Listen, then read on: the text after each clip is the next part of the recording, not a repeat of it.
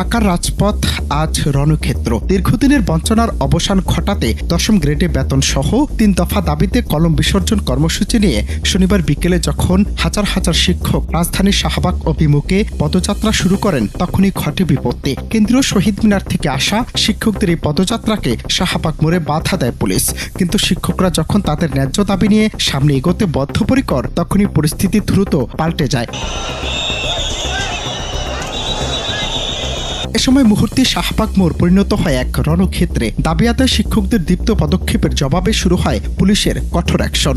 আন্দোলনকারীদের ছত্রভঙ্গ করতে ব্যবহার করা হয় জলকামান, সাউন্ড গ্রেনেড ও টিয়ার সেল। পরিস্থিতি সামাল দিতে ব্যাপক লাঠিচার্জও করে পুলিশ। এক পর্যায়ে সাউন্ড গ্রেনেডের বিকট শব্দে আর টিয়ার গ্যাসের ধোঁয়ায় শাহবাগের রাজপথ হয়ে ওঠে অস্থির। শিক্ষক শিক্ষিকারা ছত্রভঙ্গ হয়ে দিকবিদিক ছুটতে থাকেন।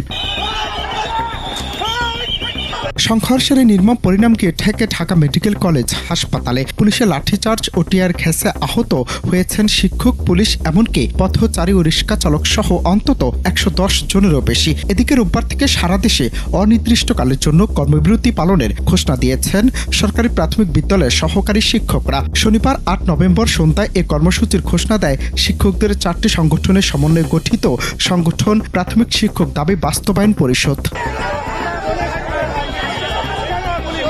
দীর্ঘদিন ধরে সরকারি প্রাথমিক বিদ্যালয়ের সহকারী শিক্ষকরা তাদের বর্তমান বেতন কাঠামো নিয়ে অসন্তোষ জানিয়ে আসছিলেন। তাদের মূল দাবি পুলিশের sub inspector, senior staff nurse বা উপসহকারী কৃষি কর্মকর্তাদের সমমানের ১০ম গ্রেডে বেতন ভাতা প্রদান করা।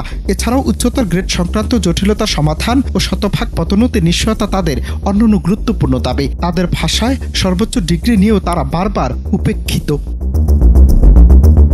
অনন্ত হাসান মাসুদ, বাংলা টিভি, ঢাকা।